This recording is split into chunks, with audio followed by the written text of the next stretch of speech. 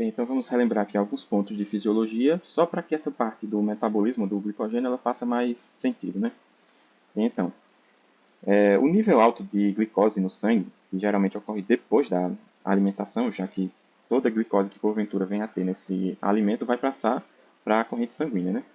Então, esse nível alto ele vai estimular as células beta do pâncreas. E as células beta são justamente as células que vão secretar a insulina, né? Que é o hormônio que vai estimular a captação de glicose pelas células, né? Então, a glicose ela vai sair do sangue e vai entrar dentro da célula.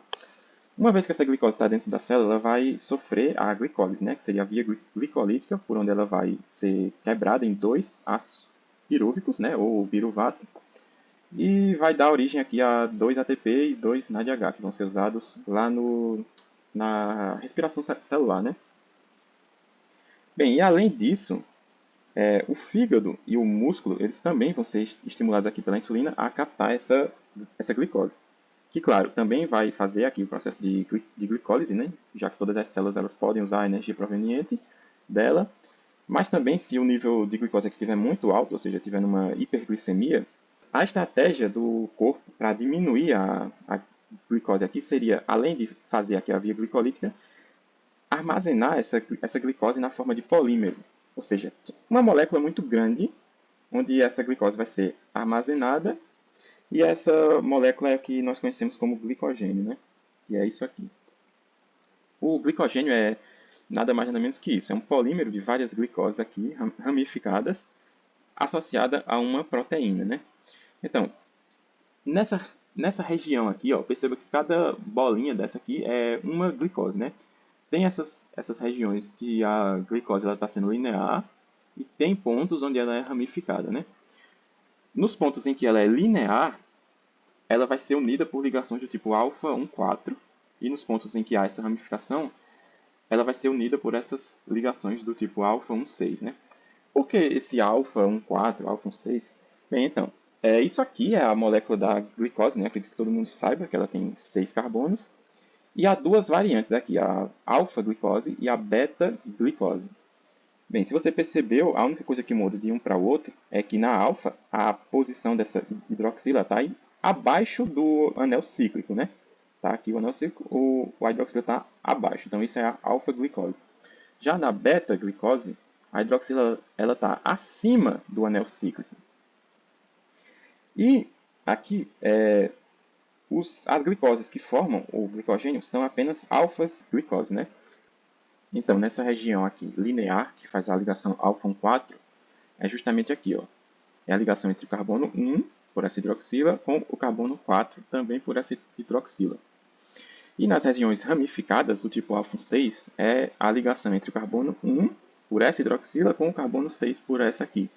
Então, na 1,4, ó, é uma ligação direta, ou seja, linear, e na 1,6 ele liga esse aqui com esse, então vai ficar meio abaixo, né? Por isso que vai ter exatamente essa ramificação. Então, eu disse que o glicogênio ele é formado pelos polímeros de glicose associado a uma proteína, né? E essa proteína é justamente essa aqui, ó, é a glicogenina. A glicogenina é a proteína que vai dar início aqui à formação das primeiras ligações alfa 1,4 desse glicogênio. Então, ela vai ter essa função de dar esse start, né, podemos dizer. Além disso, ela também vai ter uma função enzimática, já que ela que vai ser a responsável por fazer essas ligações aqui, pelo menos nas primeiras glicoses que vão sendo adicionadas. Depois que já foram adicionadas um certo número, aí já vai ser outra enzima, que vai ser a glicogênio sintase. E a enzima que vai ser responsável por formar essas ramificações é a enzima de ramificação do glicogênio. Não é um nome muito criativo, né? Vamos combinar, mas é justamente o que ela faz, né? Então, tá valendo. Então, onde exatamente essas glicoses elas vão sendo ligadas aqui na glicogenina? Bem, a glicogenina é uma proteína, né? Como eu falei, portanto, ela é formada por vários aminoácidos, né? Então, no aminoácido de número 194, né, na posição 194, vai ter justamente esse aminoácido aqui, que é a tirosina.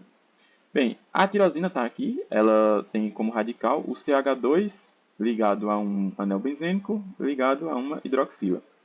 Então, tem algumas funções aromáticas, né, benzênicas, No caso, quando um benzeno está ligado a um metil, vai ter o tolueno. Quando o benzeno está ligado a uma amina, vai ser uma anilina. E quando o benzeno está ligado a uma hidroxila, vai ter um fenol. E, olha só, justamente tem aqui ó, um fenol. Então, é nessa região aqui da hidroxila que vai se ligar a primeira glicose, né? No caso, cadê? Essa hidroxila do carbono 1 vai se ligar aqui nessa hidroxila dessa tirosina, né? E como exatamente vai se dar essa ligação? Primeiro que a glicose sozinha, aqui isolada, ela não tem energia suficiente para se ligar nessa glicogenina. Na verdade, ela não tem energia suficiente para se ligar em nenhuma parte aqui do glicogênio.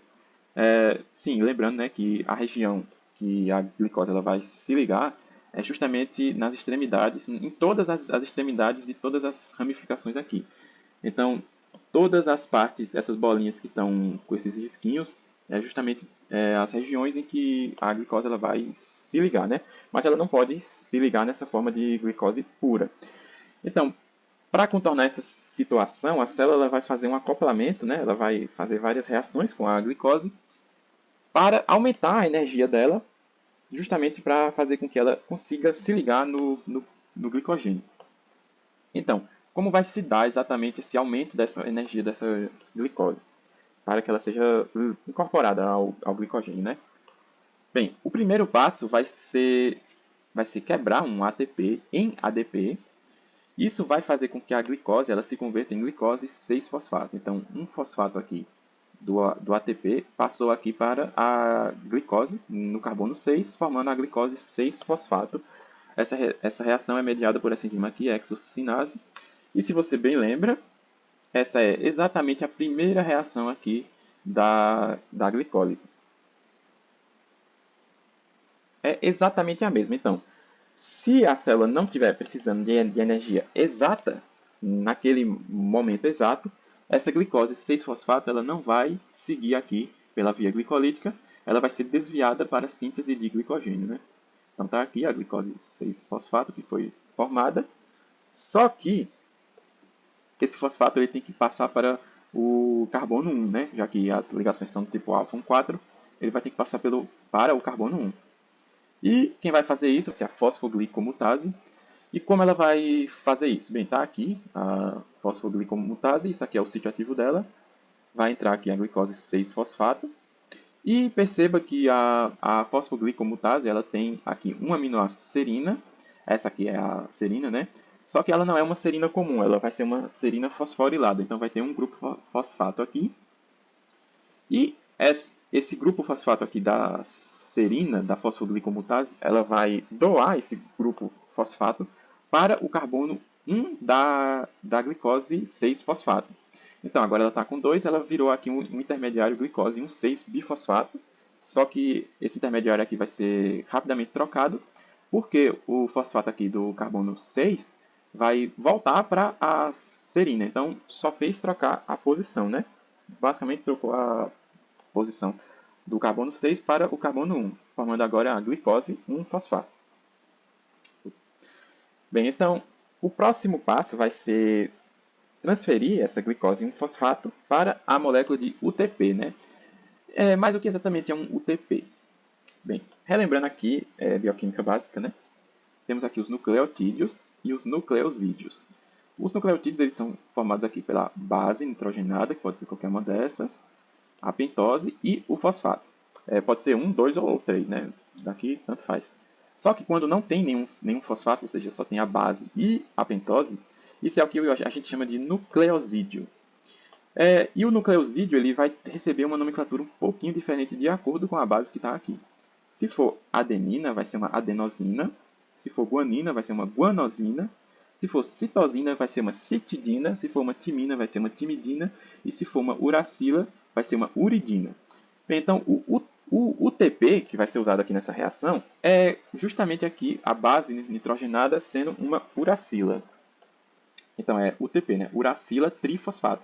É basicamente um ATP, só que o ATP ele usa adenina. O UTP ele vai usar uracila. Vai ser a única diferença vai ser essa. Mas lembrando que o potencial energético do UTP é exatamente igual a de um ATP. Na verdade, de qualquer base nitrogenada é completamente igual um ao outro. Claro, se tiver aqui os 3 fosfatos, né? Bem, então está aqui a glicose 1-fosfato, que foi formada nessa reação aqui, e está aqui o UTP. Vai ter essa enzima aqui, a glicose 1-fosfato uridiltransferase. Ela vai quebrar esse UTP em UMP, liberando esses 2 fosfatos aqui na forma de pirofosfato, ou seja, isso aqui. E o pirofosfato ele vai ser rapidamente quebrado pela pirofosfatase inorgânica em 2 fosfatos, né? No que foi formado aqui esse UMP, que é uridina monofosfato, então só tem um, e a glicose 1-fosfato também só tem um.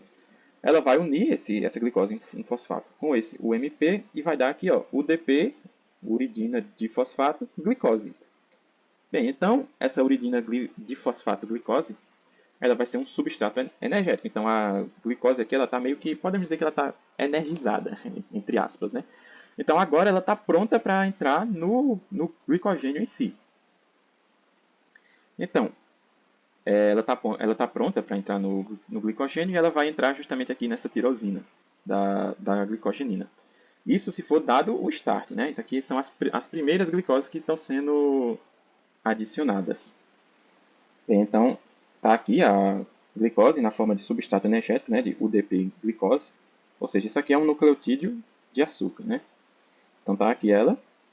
E agora vai ser feita a quebra dessa ligação dessa glicose com esse fosfato aqui do UDP e vai ser a quebra dessa ligação que vai fornecer a energia para a entrada da glicose a partir desse carbono 1 com essa hidroxila da tirosina. Então tá aqui, ó, a tirosina ligou aqui com essa glicose e agora vai vir um novo UDP glicose, vai fazer exatamente a mesma reação de quebra aqui e vai transferir essa glicose para esse carbono 4 aqui dessa outra glicose, formando aqui a ligação alfa 4 característica dessa cadeia linear do glicogênio, né? Como eu disse antes, né, a glicogenina ela vai ter efeito de start, né? Ela vai ter efeito iniciador nessa síntese dessa cadeia linear de glicogênio, ou seja, nas primeiras glicoses que estão sendo adicionadas aqui. Só que a partir de um certo tamanho, não vai ser mais ela que vai ser a responsável por fazer essa catálise. E sim vai ser a outra enzima, né, que vai ser a glicogênio sintase. Não existe exatamente um tamanho pré-determinado de glicoses aqui, mas normalmente a gente considera que seriam 7. Então, a partir de 7 glicoses, quem vai fazer essa reação aqui não vai ser mais a glicogenina, e sim a glicogênio sintase, né? Então, como vai se dar essa formação do glicogênio pela glicogênio sintase? Exatamente da mesma forma como foi feito aqui, né? Ligou um aqui, aí ligou a outra, então vai ligando de um em um, até que ficaram cerca de 7 polímeros de glicose ligados por ligação alfa 4, né? Então tá aqui, a gente está omitindo aqui o restante. Então vai vir aqui a UDP glicose, né? O UDP glicose. Vai quebrar aqui o UDP, ou seja, essa região aqui, e vai transferir essa glicose aqui para esse carbono 4 aqui, formando aqui novamente a ligação alfa 4. E aqui a extremidade não redutora. O que seria a extremidade não redutora? Seria a extremidade que está disponível, que sempre está disponível para se ligar uma nova glicose aqui, ou então para retirar, né? No caso da glicogenólise, que a gente ainda vai ver. Então aqui ficou o glicogênio alongado com N mais 1 resíduos de glicose, ou seja, o número N aqui mais 1. Então é dessa forma que a glicogênio sintase ela vai adicionando essas glicoses a partir da saída aqui do UDP. Bem, mas você viu aqui que o glicogênio ele tem essas ramificações, né? Então, como são formadas essas ramificações? Não é exatamente, tipo, tá aqui a cadeia linear e vai formando assim do nada uma ramificação. Não, não é assim que vai funcionar.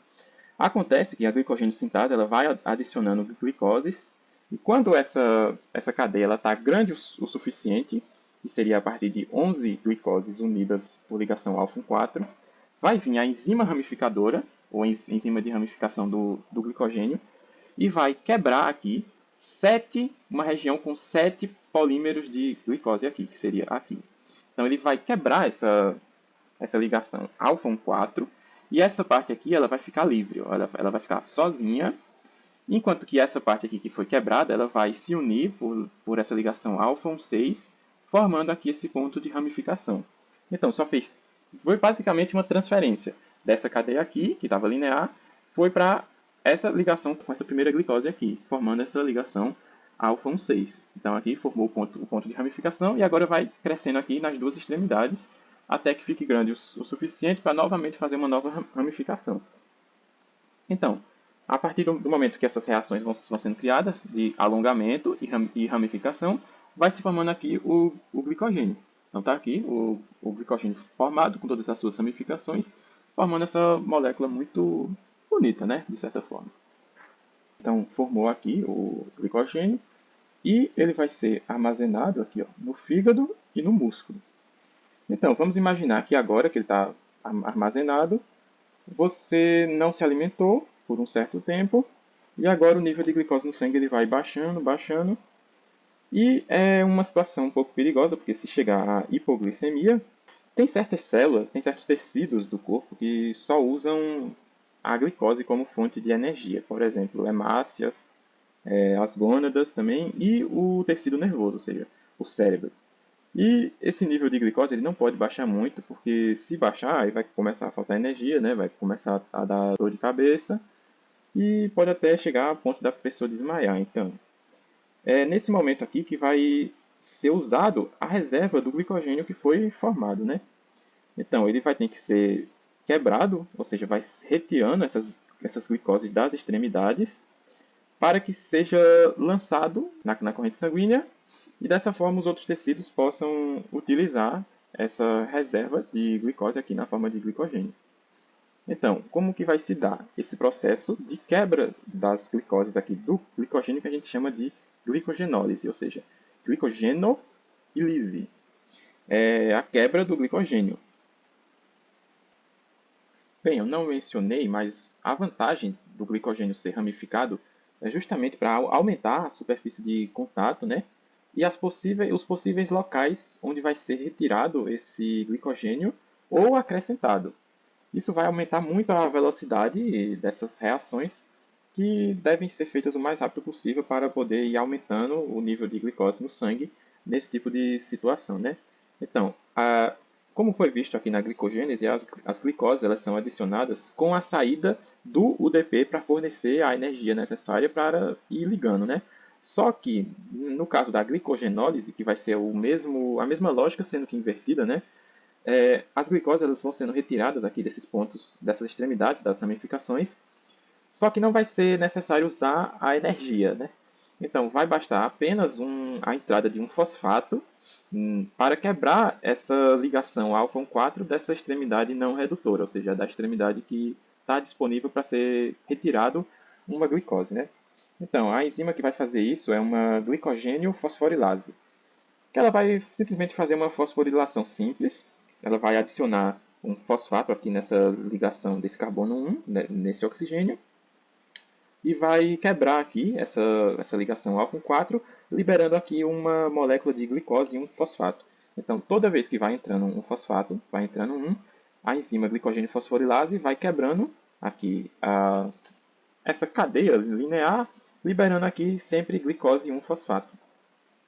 Bem, então, como é que vai ser feita a desramificação dessas cadeias, né? Ela está ramificada aqui.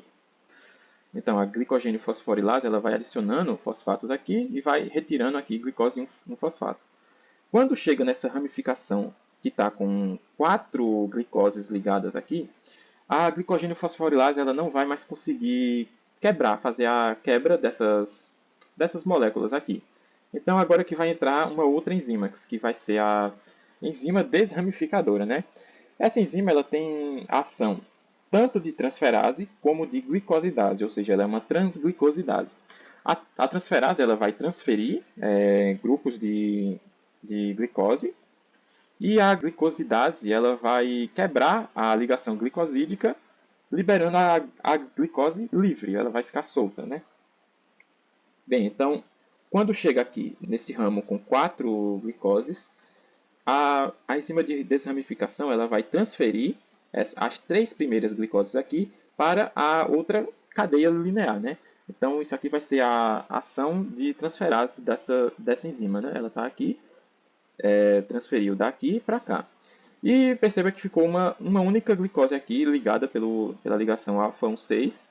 E agora vai entrar em ação a atividade de glicosidase, né? Ela vai simplesmente hidrolisar essa ligação aqui, liberando a glicose solta. Então, no caso dessa glicose aqui, ela vai ficar simplesmente solta na forma de glicose, não vai ser na forma de glicose 1-fosfato. Então, está aqui o polímero que foi desfeita a ramificação por ação dessa enzima, né?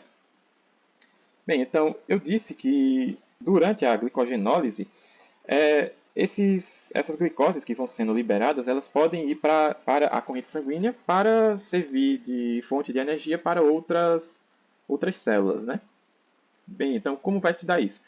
O primeiro passo é converter a glicose 1-fosfato, que foi liberada aqui pela glicogenólise, de volta a ser glicose 6-fosfato. Então vai ser aquela mesma reação lá da glicogênese, só que vai ser o caminho inverso, né? Está aqui a glicose 1-fosfato, está aqui a fosfoglicomutase com a serina fosforilada, e essa serina fosforilada vai doar esse grupo fosfato aqui para o carbono 6 da glicose 1-fosfato, virando glicose 1,6-bifosfato aqui com os dois.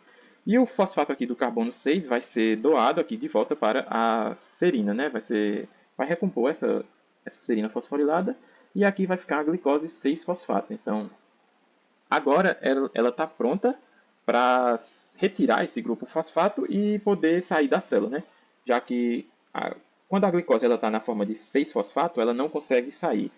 Então, como é que vai se dar isso? Esse processo aqui todo é feito no citossol. Então, está aqui ó, a glicose 6-fosfato que foi formada. Agora ela vai entrar dentro do retículo endoplasmático, o retículo endoplasmático liso. Então está aqui, ó, G6P, glicose 6-fosfato, ela entrou e agora vai ter essa ação dessa enzima aqui, a glicose 6-fosfatase. Lembrando, fosfatase é toda enzima que vai retirar o grupo fosfato de alguma molécula e vai deixar esse fosfato solto. É diferente da sinase. A sinase ela vai transferir o fosfato que já estava em uma molécula para outra. Então esse fosfato ele não vai ficar solto. Então lembre-se, sempre que tem uma fosfatase vai retirar e vai deixar o fosfato solto. Então está aqui, glicose 6-fosfatase, ela vai separar o fosfato dessa glicose, dando a glicose pura, livre, e o fosfato livre também. Essa glicose e esse fosfato, ambos serão transportados aqui para fora do retículo endoplasmático, e a glicose ela vai poder seguir normalmente para fora da célula, indo até a corrente sanguínea, onde vai ser utilizada pelos outros tecidos que estejam precisando, né?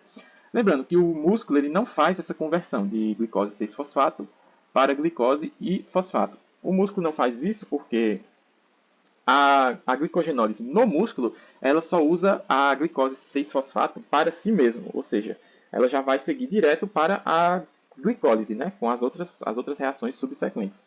Já que ele não vai precisar ir para o sangue, então não precisa fazer essa reação, até porque as células do músculo nem tem essa enzima disponível lá.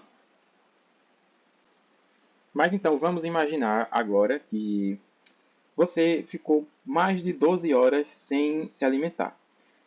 12 horas é mais ou menos o tempo que leva para a reserva de glicogênio ser completamente depletada, né? Do glicogênio acabar, falando de forma mais simples. Então, o glicogênio acabou, a reserva de glicose acabou. Só que, como eu falei, tem tecidos, por exemplo, o tecido nervoso, ele precisa da glicose para poder fazer a sua energia, né? Para poder fazer o seu ATP. Então, a célula vai ter que mudar de estratégia agora, né? Vai ter que conseguir glicose de alguma forma. E é aqui que entra a gliconeogênese, né? Glico, né? Glicose, neo, novo, gênese, criação. É a criação do novo açúcar. Como assim? A gliconeogênese ela vai pegar compostos que não são carboidratos e transformar em glicose, que é um carboidrato. Para isso, ela vai converter esses compostos que não são carboidratos a piruvato. E o piruvato, como você bem sabe, é um ponto comum do metabolismo de várias proteínas e aminoácidos, né? Então, a lógica aqui vai ser fazer o inverso da via glicolítica. A via glicolítica ela vai ir de glicose até piruvato. Na gliconeogênese é o contrário. Ela vai de piruvato até glicose. Porém, perceba que tem algumas reações aqui que a setinha ela só está indo em uma direção. Ó. Na primeira na terceira e na última reação. Essas reações elas são irreversíveis, ou seja, ela só vai em uma via. Só que, como eu falei, o piruvato ele tem que ir até glicose. Então, vai ter que ser feito um contorno. Como seria isso? Seria usar outra reação que não seja a mesma da glicólise com outra enzima para formar esse composto aqui de uma outra forma diferente da que foi feita na glicólise. Eu não sei se ficou muito claro, mas é basicamente isso que a gliconeogênese ela vai fazer. Ela vai fazer nesses 3 pontos aqui 3 contornos para que seja formada aqui a glicólise no final. Essas reações elas são irreversíveis pelo caráter exergônico delas, né? Que elas têm um ΔG muito negativo e que ficaria bem inviável de ser feita essa conversão direta, né? Então, são nesses 3 pontos. Perceba que no ponto 1 e no ponto 3 tem o gasto de um ATP. E no último ponto vai ter a formação de ATP. Então, a reação contrária ela não vai gastar ATP aqui e formar ATP aqui. Você vai entender agora. O primeiro contorno, que seria dessa última reação aqui, de piruvato até fosfenolpiruvato, ela é feita com 2 passos. Primeiro, porque o piruvato ele não consegue ir até fosfenolpiruvato de uma vez, então tem que ser feito a partir de um intermediário, que no caso aqui é o oxalacetato. O mesmo lá do ciclo de Krebs. Então, como é que vai ser feito isso? Está aqui o piruvato e está aqui um bicarbonato, que é o HCO3-. Esse bicarbonato ele vai servir de doador do CO2 aqui, CO2. Como? Vai ser gastado aqui um ATP e essa enzima aqui, piruvato carboxilase, ela vai fazer exatamente isso. Ela vai carboxilar o piruvato. Vai adicionar um CO2 nele. E essa reação vai gastar um ATP em ADP e fosfato inorgânico. Bem, está aqui ó, o CO2 que foi incorporado ao piruvato que está aqui. O CO2 está aqui. E agora vai ser gasto um GTP. O GTP, você lembre bem que ele tem a mesma equivalência energética de um ATP. Então, por vias práticas, é como se estivesse sendo gasto um ATP aqui.